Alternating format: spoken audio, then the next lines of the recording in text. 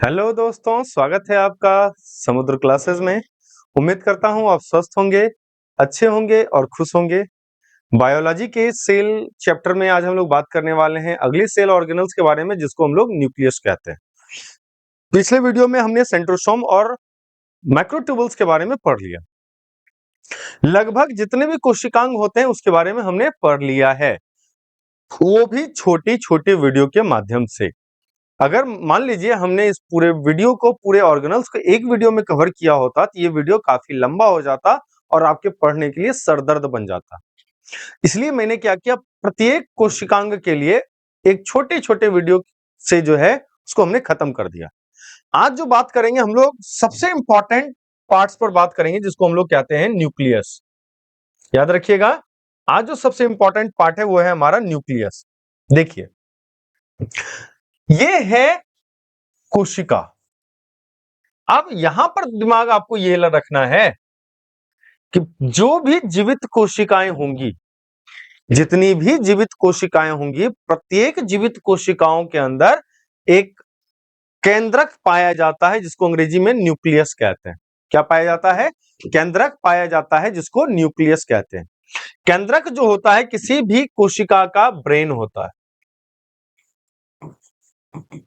Brain of the cell. जिस तरह से हमारे पूरे शरीर के कार्य को करने के लिए निर्देश जो है वो हमारे ब्रेन से जनरेट होता है, उसी प्रकार से कोशिका के अंदर किसी भी कार्य को संपादित करने के लिए उसके अंदर न्यूक्लियस होता है। तो यहां पर कहता है कि न्यूक्लियस, यहां पर एक गोलाकार, लगभग गोलाकार संरचना होती है, जिससे कि एंडोप्लाज्मिक रेटिकुलम जो है वो जुड़ा हुआ रहता है। उसके अंदर एक और छोटी सी संरचना होती है, केंद्रक के समान संरचना होती है, जिसको कि कहते हैं न्यूक्लियस। हिंदी में इसी को कहते हैं केंद्रिका। न्यूक्लियस को ही हिंदी में क्या कहते हैं? याद रखिएगा, केंद्रिका कहते हैं। इस न्यूक्लियस के अंदर, याद रखिएगा, न्यूक्लियस के अंदर जो है धागे के समान संरचना होती है, और वो भी उलझी हुई संरचना होती है, जिसको कहा जाता है क्रोमेटीन। क्या कहा जाता है? Chromatin network. अब इसी न्यूक्लियस के अंदर डीएनए, आरएनए, जीन, क्रोमोसोम, क्या क्या देखा? डीएनए, आरएनए, जीन, क्रोमोसोम, ये सारी चीजें जो पढ़ेंगे हम लोग वो न्यूक्लियस के अंदर ही पढ़ेंगे, है ना। जो भी जेनेटिक मटेरियल्स होता है किसी भी सेल का, वो सारा का सारा होल्ड करने वाला न्यूक्लियस ही होता है। ठीक है, तो हम लोग पहले न्यूक्लियस पढ़ लेते हैं, न्यूक्लियस की संरचना और न्यूक्लियस का कार्य समझ लेते हैं। उसके बाद हम लोग पढ़ेंगे डीएनए, आरएनए, जीन, क्रोमोसोम के बारे में। ठीक है, चलिए स्टार्ट करते हैं बिना किसी देरी के कि न्यूक्लियस क्या होता है, कैसी संरचना है। देखिए, ये आपका न्यूक्लियस है। वहां पर हमने किसी कोशिका के अंदर न्यूक्लियस देखा था, यहां पर हम जो न्यूक्लियस देख रहे हैं वो इंडिविजुअल इसका मॉडल देख रहे हैं। इस मॉडल को थोड़ा सा ध्यान से देखिएगा। इसके बाहर जो संरचना है, ये 3D टाइप से मॉडल बना हुआ है ना। इसको आप लोग थोड़ा ध्यान से देखिए। ये जो बाहर की संरचना है इसको कहा जाता है न्यूक्लियर इन्वेलप। इन्वेलप में क्या है? सारा चीज रहता है ना, इन्वेलप है, ये पूरा का पूरा इन्वेलप है। इसी इन्वेलप में देखिएगा बाहर का जो लेयर है, बाहर की जो पतली झिल्ली होती है, इसको कहा जाता है आउटर मेम्ब्रेन। क्या नाम दिया गया? Outer membrane. और इसके अंदर में जो झिल्ली है, ये जो अंदर वाली झिल्ली है, इसको नाम दिया गया इनर मेम्ब्रेन। क्या नाम है इसका? Inner membrane. याद होगा कि मैंने बताया था जितनी भी यूकैरियोटिक कोशिकाएं होती है, प्रत्येक यूकैरियोटिक कोशिकाएं की जो कोशिकांग होती है, कोशिका अंगक होती है, वो झिल्ली युक्त होती है। अब कहीं पे दोहरी झिल्ली युक्त है, कहीं पे सिंगल। तो यहां पर कैसी है? दोहरी झिल्ली है, एक आउटर मेम्ब्रेन होता है, दूसरा इनर मेम्ब्रेन। इसी न्यूक्लियस के अंदर, इसी ये स्ट्रक्चर ऑफ न्यूक्लियस है, याद रखिएगा, ये स्ट्रक्चर ऑफ न्यूक्लियस है। इसी न्यूक्लियस के अंदर एक गेंद के समान संरचना है, जिसको न्यूक्लियस कहते हैं। इसी को हिंदी में कहते हैं केंद्रिका। केंद्रक और केंद्रिका अलग अलग है। केंद्रक कोशिका के अंदर है, और केंद्रक के अंदर जो संरचना है उसको कहते हैं केंद्रिका, न्यूक्लियस। ठीक है, अब इसके अंदर देखिएगा ब्लू कलर का जो पाइप जैसा तार जैसा आपको दिख रहा है संरचना, इसी को कहते हैं हम लोग क्रोमेटीन नेटवर्क। क्या कहते हैं इसको? क्रोमेटीन नेटवर्क, जिसका काम होता है जेनेटिक मटेरियल को होल्ड करना। जेनेटिक मटेरियल को थाम के रखने का जो काम है किसका है? क्रोमेटीन वेव का काम है। उसके बाद इसके अंदर जो द्रव पाया जाता है, इसके अंदर जो लिक्विड पाया जाता है, इसको कहा जाता है न्यूक्लियोप्लाज्म। क्या नाम है इसका? न्यूक्लियोप्लाज्म होता है। याद होगा मैंने एक कोशिकांग पढ़ाया था जो कि इंडोप्लाज्मिक रेटिकुलम के साथ पढ़ाया था, उसके साथ जो दानेदार संरचना चिपकी हुई थी उसको हमने राइबोसोम कहा था। यहां पे न्यूक्लियस के अंदर देखिएगा, न्यूक्लियस के ऊपर इस तरह का जो संरचना है, दानेदार जो संरचना चिपकी हुई है, इसको क्या नाम है? राइबोसोम। मैंने बताया था राइबोसोम का कार्य क्या होता है, ये प्रोटीन सिंथेसिस का काम करता है। क्या करेगा? प्रोटीन सिंथेसिस का काम करता है। उसके बाद न्यूक्लियर पोर्स। क्या है? Nuclear pores. न्यूक्लियर के चारों तरफ कुछ छोटी छोटी छिद्र होती है, कुछ छोटी छोटी छिद्र होती है, इसी को क्या नाम दिया गया? न्यूक्लियर पोर्स नाम दिया गया। ये थी किसी न्यूक्लियस की संरचना। अब संरचना के बाद हम लोग और इसके संरचना को जो है लिखित रूप से देख लेते हैं। देखिए ये लिखित रूप की संरचना है। पहला पॉइंट क्या कहता है? कोशिका द्रव के बीच एक बड़ी गोल, गोल मतलब स्फेरिकल शेप, गोल ऐसा सर्कल नहीं, कैसा? स्फेरिकल मतलब गेंद के समान। तो बड़ी गोल गाढ़ी मतलब डेंस, गाढ़ा संरचना होता है, गाढ़ी रचना पाई जाती है, जिसे केंद्रक या न्यूक्लियस कहा जाता है। न्यूक्लियस अलग है, कंफ्यूज मत होइएगा, न्यूक्लियस अलग है, न्यूक्लियस अलग होता है। अभी हम लोग न्यूक्लियस पढ़ रहे हैं, जिसको केंद्रक कहते हैं। क्या है? कोशिका द्रव में। अब यहां पर क्या है? कोशिका है, कोशिका के अंदर कहिए या कोशिका द्रव में, ये अंदर में क्या भरा पड़ा है? कोशिका द्रव भरा है। ऐसी कोशिका द्रव में एक छोटी सी संरचना है जिसको हमने न्यूक्लियस कह दिया। अब या तो कोशिका में कहिए या कोशिका द्रव में कहिए, बतवा बराबर है। तो कोशिका द्रव में, ठीक है। अब यहां पर देखिए कि साइटोप्लाज्म की बात हो रही है, प्रोटोप्लाज्म की बात नहीं हुई थी। हमने जब कोशिकांग पढ़ा था, कहीं पर प्रोटोप्लाज्म का यूज कर रहे हैं, कहीं साइटोप्लाज्म का यूज कर रहे हैं। तो प्रोटोप्लाज्म जब होगा तब न्यूक्लियस और साइटोप्लाज्म दोनों जुड़ जाएगा, तब जाके बनेगा प्रोटोप्लाज्म। लेकिन यहां पर क्या है? अकेला साइटोप्लाज्म है। साइटोप्लाज्म के बीच में एक ऐसा संरचना है, गोल, गोल मतलब स्फेरिकल शेप, याद रखिएगा। गोल मतलब सर्कल वाला नहीं, स्फेरिकल गेंद वाला। और कैसा? और गाढ़ा, गाढ़ा मतलब डेंस, एकदम भड़गर गोल होता है ना, वैसा संरचना होता है, जिसको न्यूक्लियस नाम दिया जाता है।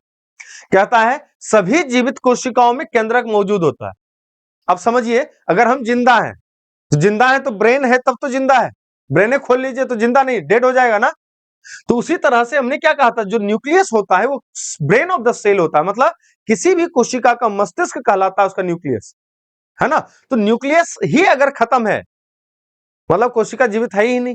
मतलब जीवित कोशिका रहेगा तभी उसके अंदर न्यूक्लियस रहता है। तो मतलब सभी जीवित कोशिकाओं में क्या पाई जाती है? तो न्यूक्लियस पाया जाता है। कहता है इसके चारों ओर दोहरे परत, डबल लेयर का, एक इनर मेम्ब्रेन और एक आउटर मेम्ब्रेन होता है, झिल्ली रहता है, जिसको कि क्या कहा जाता है? केंद्रक कला या केंद्रक झिल्ली कहा जाता है, जिसको अंग्रेजी में न्यूक्लियर मेम्ब्रेन भी कहा जाता है। याद रखिएगा, अंग्रेजी में न्यूक्लियर मेम्ब्रेन, हिंदी में केंद्रक कला या केंद्रक झिल्ली होता है।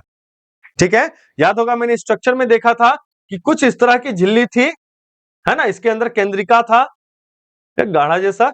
इसी में इनर मेम्ब्रेन, अंदर वाला इनर मेम्ब्रेन, बाहर वाला आउटर मेम्ब्रेन है। इसी दोनों को मिलाकर क्या बना आपका? केंद्रक झिल्ली, या हिंदी में कहते हैं केंद्रक कला। ठीक है, कहता है इसमें अनेक केंद्रक छिद्र रहते हैं। जैसे कि हमने देखा था कि राइबोसोम जहां पर चिपका हुआ था उसके बाजू में एक छोटा सा छिद्र था, उसको केंद्रक छिद्र कह दिया। इन छिद्रों के द्वारा क्या होता है? केंद्रक द्रव और कोशिका द्रव्य जो है, केंद्रक द्रव जो न्यूक्लियोप्लाज्म है और जो साइटोप्लाज्म है, उसके बीच पदार्थों का आदान प्रदान होते रहता है। मतलब जो जरूरत की चीजें हैं वो आने जाने के लिए कुछ तो रास्ता चाहिए ना। वो न्यूक्लियस के अंदर देखिएगा, जब मैंने इमेज में बताया था कि यहां पर क्या है, न्यूक्लियर पोर्स है ना, इसी को हिंदी में कहते हैं केंद्रक छिद्र, है ना। अब क्या होगा, इसके अंदर क्या है? न्यूक्लियोप्लाज्म है और बाहर में क्या है? साइटोप्लाज्म है। तो साइटोप्लाज्म में कुछ पोषक तत्व इधर भी जाएगा ना, और कुछ चीजें इधर से बाहर भी आएंगी, है ना। तो जो आपका न्यूक्लियोप्लाज्म है, इससे कुछ चीजें बाहर जाएंगी, मतलब केंद्रक का जो द्रव है इससे बाहर आएगा, और जो साइटोप्लाज्म है, जो कोशिका द्रव है, उससे अंदर जाएगा। ठीक है, चलिए देखिए क्या कहता है, समझ में आ गया केंद्रक क्षेत्र जिसको न्यूक्लियर पोर्स कहते हैं।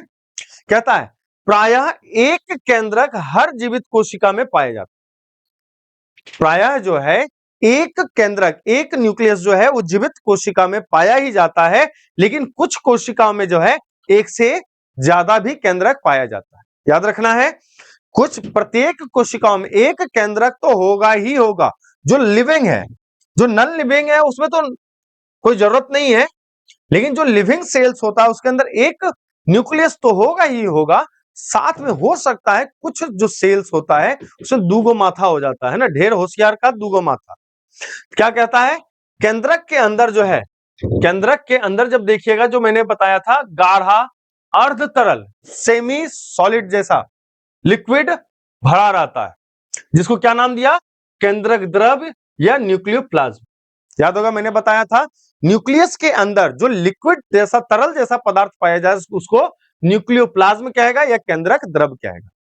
कहता है केंद्रक द्रव में जो है, मैंने बताया था केंद्रक द्रव में जो है महीन पतली सी धागे नुमा संरचना होती है, धागों की जाल होती है ना, मतलब थ्रेड का नेटवर्क होता है, धागे की संरचना होती है या जाल होता है, जिसको क्रोमेटिन जालिका कहते हैं। क्या कहते हैं, क्रोमेटिन जालिका, या इसी को अंग्रेजी में क्रोमेटिन नेटवर्क, कई जगह पर इसको क्रोमेटिन वेब भी कह देता है। याद रखिएगा, क्रोमेटिन वेब भी कह देता है, तो कंफ्यूज नहीं होना, क्रोमेटिन वेब, क्रोमेटिन नेटवर्क या क्रोमेटिन जालिका क्या है, तीनों एक ही चीज है।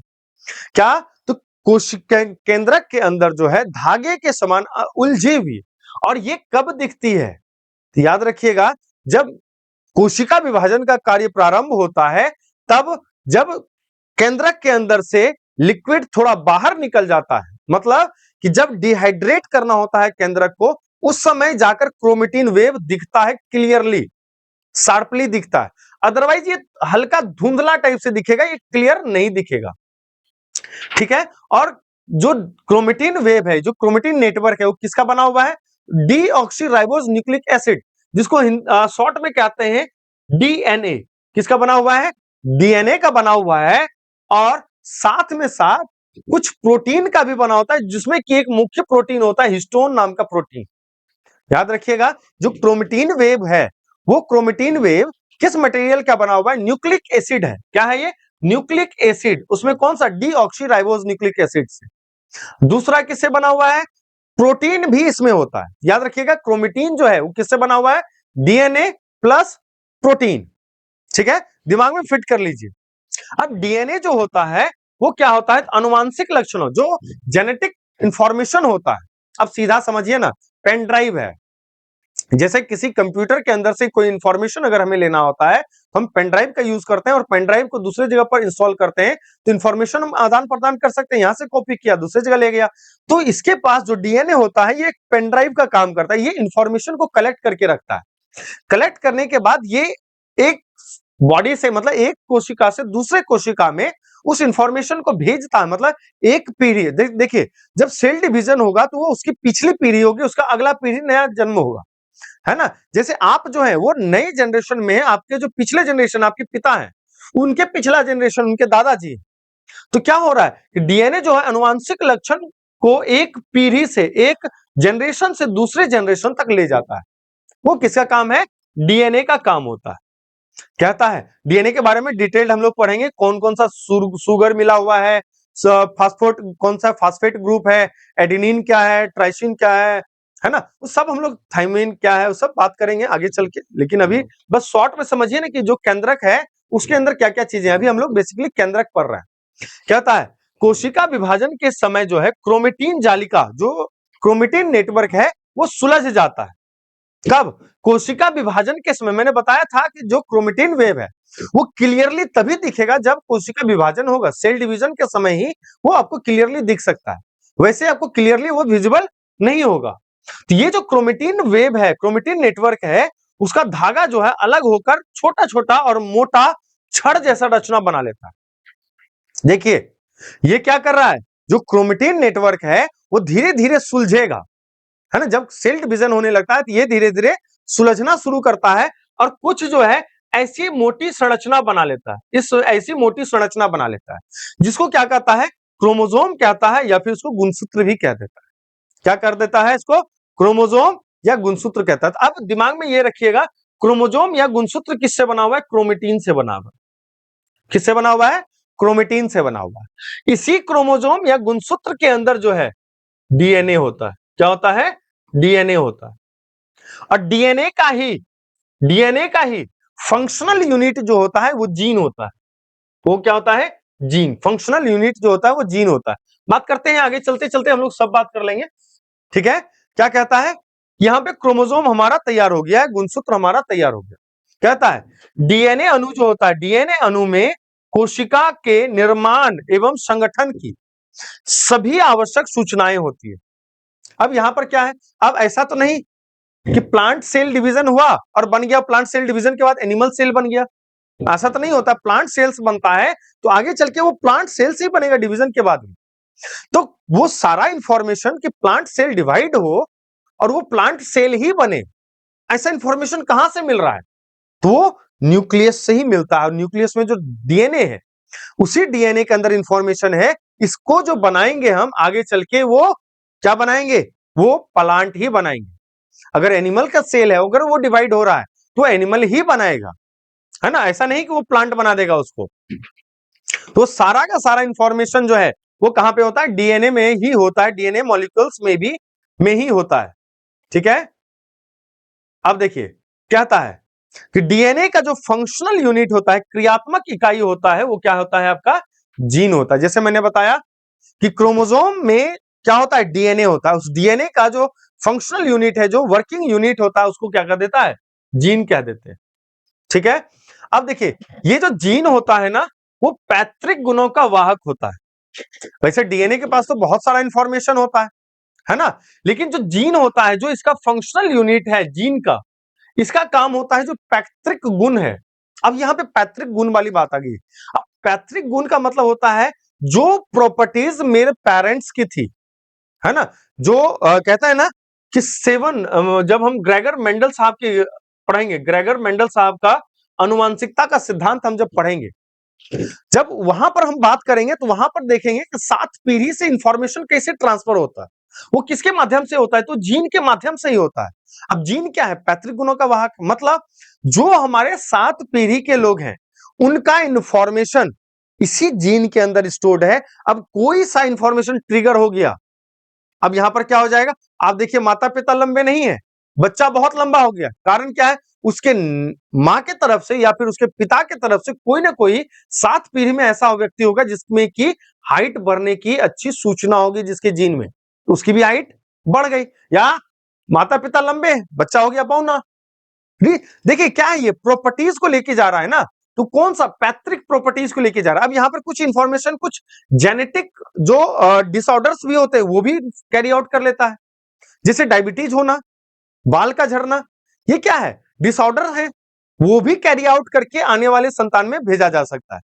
भेजा जा सकता नहीं है, मतलब जाता है ना। तो कहता है कि जीन जो है पैतृक गुणों का वाहक होता है।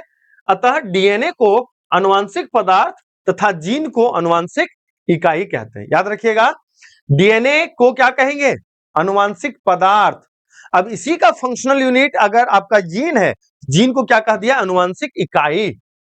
अब यह आनुवांशिक पदार्थ है, मतलब इसमें बहुत सारी पार्ट्स होंगे ना, उस पार्ट्स में से एक पार्ट हो गया जीन, जिसको क्या कह दिया, आनुवांशिक इकाई कह दिया। अब इसके कार्य को हम लोग समझते हैं, केंद्रक का क्या फंक्शन है, क्या कार्य है, इसके बारे में हम लोग थोड़ा समझ लेते हैं। क्या कहता है, केंद्रक जो है कोशिका की रक्षा करता है। क्या करता है, रक्षा करता है, प्रोटेक्ट करता है, और कोशिका विभाजन में भाग लेता है। बिना खोपड़ा के कोई काम नहीं हो सकता है ना। तो जब तक न्यूक्लियस इसमें इन्वॉल्व नहीं होगा तब तक डिवीजन नहीं होगा, क्योंकि न्यूक्लियस से ही इंफॉर्मेशन बाहर निकलता है कि अब भाई डिवीजन की जरूरत है, नई संतति के निर्माण की आवश्यकता है, तो जाकर डिवीजन होता है, कोशिका विभाजन में भाग ले। कहता है केंद्रक की अनुपस्थिति में कोशिका विभाजन संभव नहीं है। मैंने कहा ना कि ब्रेन है ना, बिना इसके इंफॉर्मेशन के, बिना इसके कमांड के आप कोई वर्क परफॉर्म नहीं कर सकते, है ना। कहता है केंद्रक जो है कोशिका के भीतर संपन्न होने वाली सभी मेटाबॉलिक या जैविक रासायनिक क्रियाओं को नियंत्रित करता है। जितना भी वर्क होगा कोशिका के अंदर, क्या कह रहा हूं मैं, ब्रेन ऑफ द सेल, मतलब जितना भी हमारा पूरे बॉडी का वर्क होगा वो सारा का सारा कौन कंट्रोल करेगा, कौन नियंत्रित करेगा, तो याद रखिएगा केंद्रक, न्यूक्लियस ही नियंत्रित करता है। कहता है कुछ जीवों में कोशिकीय जनन सेल्यूलर रिप्रोडक्शन में महत्वपूर्ण भूमिका निभाता है ना। कुछ जो जीव होते हैं उसमें सेल्यूलर रिप्रोडक्शन होता है, आगे चल के बात करेंगे कितने तरह के रिप्रोडक्शन होते हैं, है ना। सेक्सुअल रिप्रोडक्शन होगा और सेक्सुअल रिप्रोडक्शन होगा, सेल्यूलर रिप्रोडक्शन होगा। कुछ कोशिकाओं में जो जहां पर सेल्यूलर रिप्रोडक्शन होता है वहां पर ये न्यूक्लियस जो है बहुत इंपॉर्टेंट रोल निभाता है। अब क्योंकि जैसे कि मान लीजिए कोई एनिमल रिप्रोडक्शन में भाग लेगा, क्या करेगा, उसका ब्रेन अलाउ करेगा तब ना भाग लेगा, उसका शरीर उस तरह से परिपक्व होगा तब ना। लेकिन जब कोशिका जनन करेगा, कोशिका जनन मतलब कोई यूनिसेल्युलर जीव है, अब इसको नए सेल में कन्वर्ट होना है, नया संतति को जन्म देना है, इसका इंफॉर्मेशन कमांड कहां से आएगा, इसके न्यूक्लियस से आएगा ना। तो ये कब होगा, जब एक यूनिसेल्युलर जीव जो है जब सेल्यूलर रिप्रोडक्शन करेगा तब, ठीक है। यहां पर सेल्यूलर रिप्रोडक्शन, जब असेक्सुअल रिप्रोडक्शन होगा या सेक्सुअल रिप्रोडक्शन होगा वो तो कब होता है, जब मल्टी सेल्यूलर की बात आती है। तो आगे चल के जब रिप्रोडक्शन में बात करेंगे तब हम लोग इस चीजों को और समझेंगे। फिलहाल जितना समझना चाहिए था मैंने बता दिया। देखिए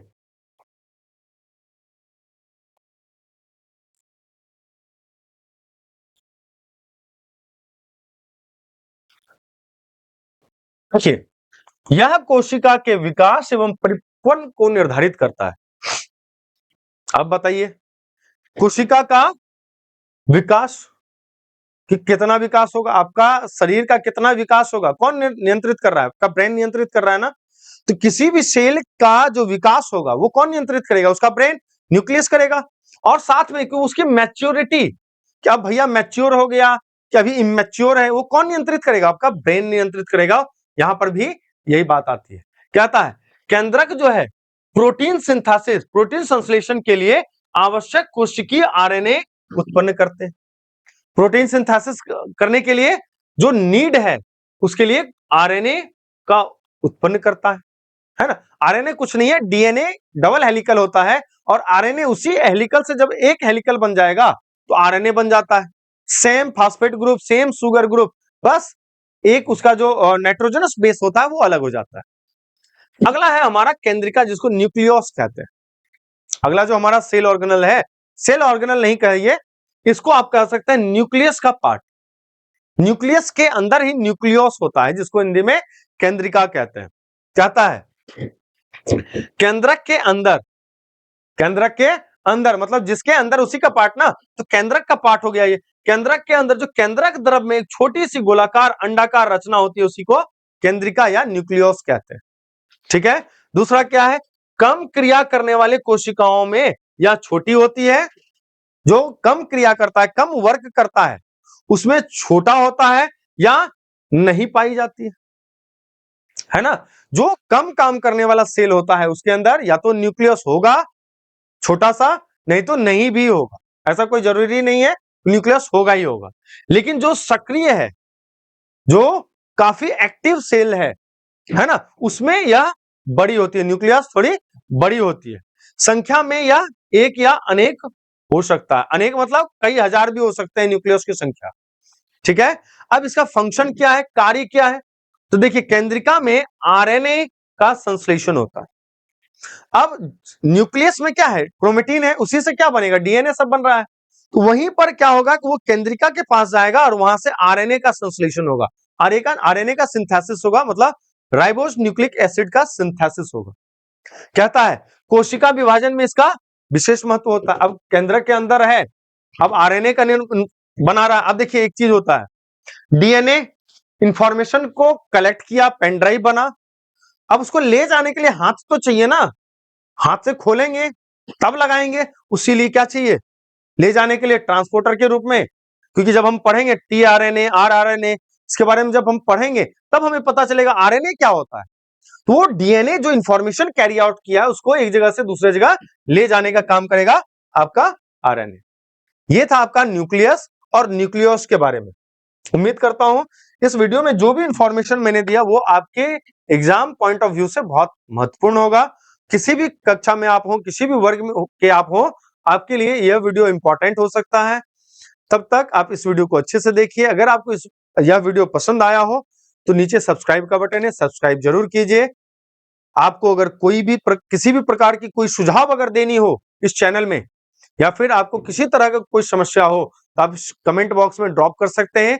साथ में अगर आपको वीडियो अच्छा लगा हो तो आप कमेंट जरूर करें, और कमेंट के साथ साथ आप हमारे चैनल को अपने दोस्तों तक पहुंचा सकते हैं ताकि हमारा सब्सक्रिप्शन बढ़े, जिससे कि हमें और ऊर्जा प्राप्त हो। तब तक जय हिंद, जय Bharat, thank you so much.